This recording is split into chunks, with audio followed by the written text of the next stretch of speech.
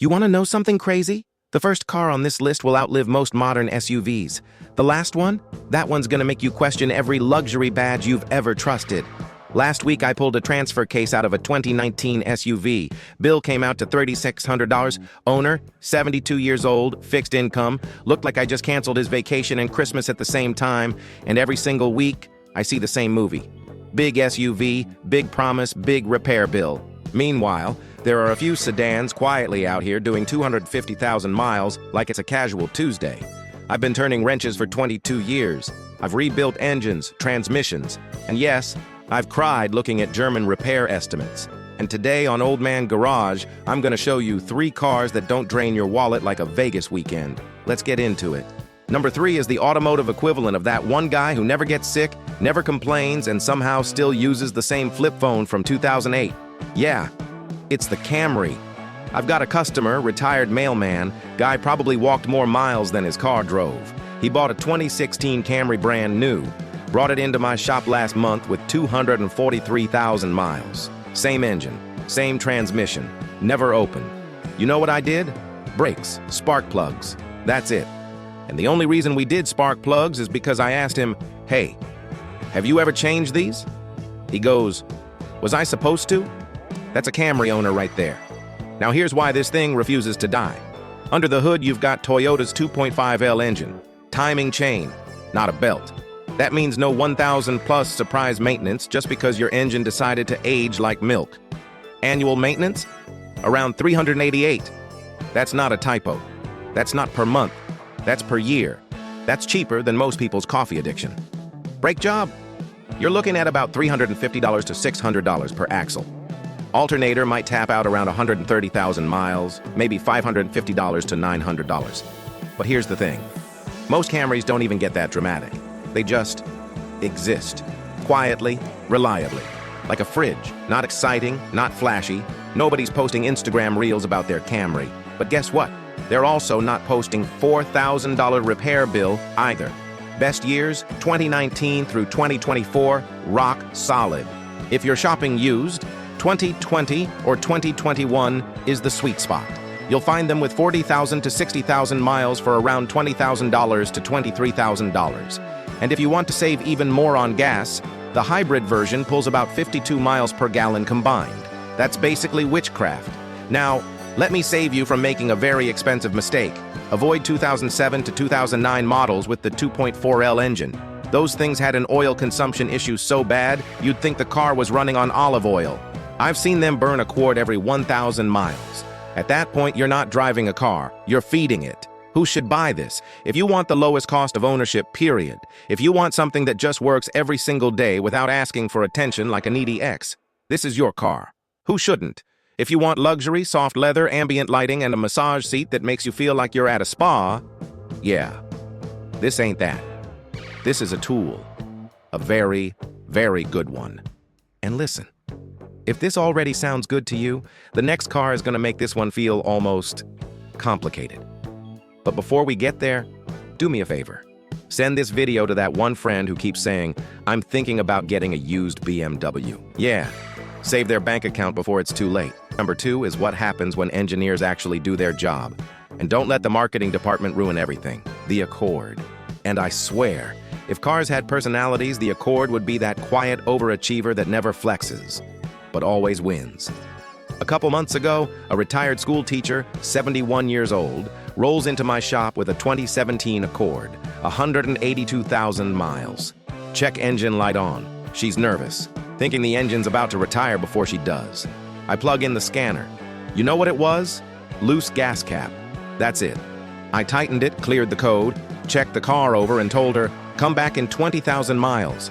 Try getting that sentence out of a German car. I dare you." Now let's talk about why this thing just refuses to be dramatic.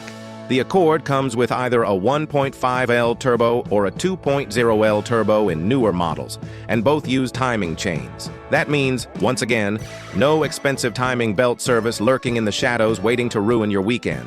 Maintenance averages right around $400 a year. That's basically one mildly irresponsible Amazon shopping spree.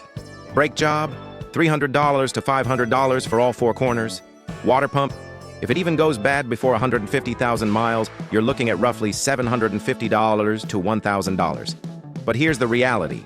Most Accords don't even ask for that. They just keep going, and going, and going.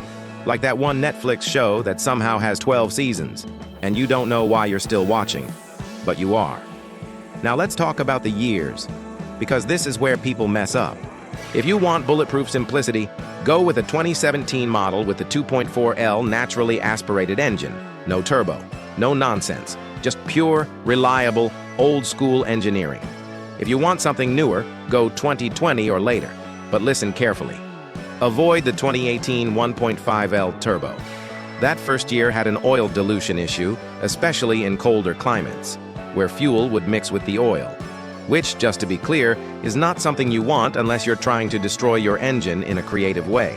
Honda fixed it by 2019, but 2018? That's the one you walk away from like it just asked you for money. Who should buy this? If you want something more refined than a Camry, a little more fun to drive, better steering feel, more space, especially if you're taller, this is your move. The Accord actually has some of the best front headroom in its class, meaning you won't feel like you're driving while wearing a helmet indoors. Who shouldn't? If getting in and out of a lower car is tough on your knees or hips, this might not be ideal. It sits lower than people expect. So yeah, great car. Just not grandma-friendly height mode. Now here's the thing. If you thought the Camry was reliable, and the Accord felt like an upgrade, the next car? That one's playing a completely different game. Like, same DNA, but wearing a tuxedo and charging you less than you'd expect.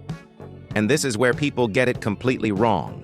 Say the word, and I'll drop the final one. Number 1 is the reason I stopped recommending SUVs to almost every retired customer that walks into my shop. The Lexus, and no, this is not one of those luxury cars that'll bankrupt you with a smile. This is something else entirely. A couple came into my shop about 2 years ago, both late 60s. They were driving a fully loaded Chevy Tahoe, big, comfortable, looked great in the driveway, and absolutely destroyed their wallet everywhere else. Gas mileage, around 14 mpg in the city. Brake job, 2,000 plusers, because the rotors are basically pizza trays. Transfer case starting to whine at 90,000 miles like it's asking for retirement. They were done. I told them, go test drive a Lexus ES, just try it. They found a 2020 ES 350, 36,000 miles, paid right around $28,000. 6 months later, they called me, not because something broke, because nothing broke. First year of ownership, under $500 total, 2 oil changes, cabin air filter. That's it. They thought I forgot to charge them for something. Now here's the part nobody at the dealership is rushing to explain to you.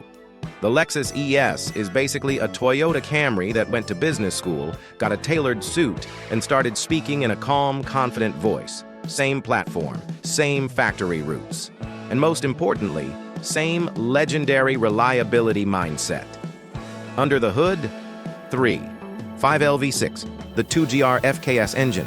This engine has been around forever in the best way possible.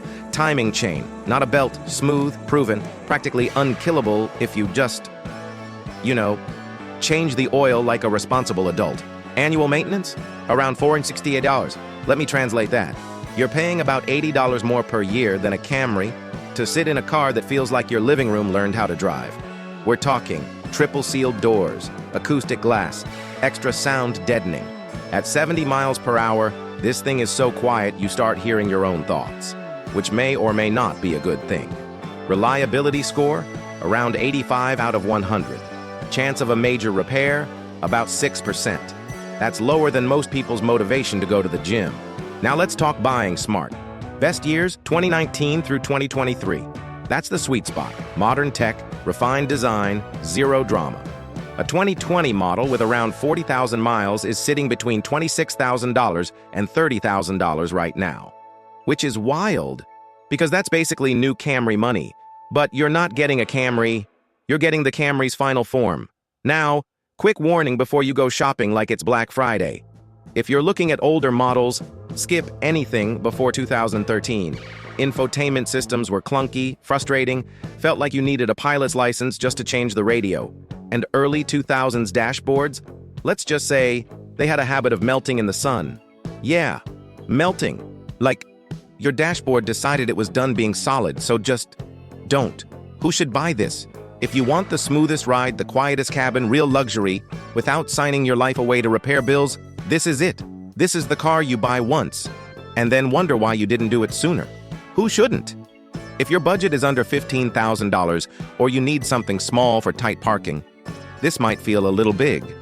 This is a full-size sedan. It takes up space, not parallel park in downtown chaos with one hand friendly. So let's wrap this up. 3 cars: the Toyota Camry, the unstoppable appliance, the Honda Accord, the overachiever, and the Lexus ES, the quiet genius in a tuxedo. No transfer cases waiting to explode. No overcomplicated AWD systems plotting against your bank account. No surprise $4,000 repairs just because your car felt bored. Just simple, proven, reliable machines. Maintain them right, and they'll take care of you longer than most gym memberships last. And if this saved you from making a very expensive mistake, hit like, subscribe, and share this with someone who's about to walk into a dealership thinking, this SUV looks safe. Yeah, safe for the dealership's profits. This is Old Man Garage, where we keep your car running and your wallet intact. I'll see you in the next one.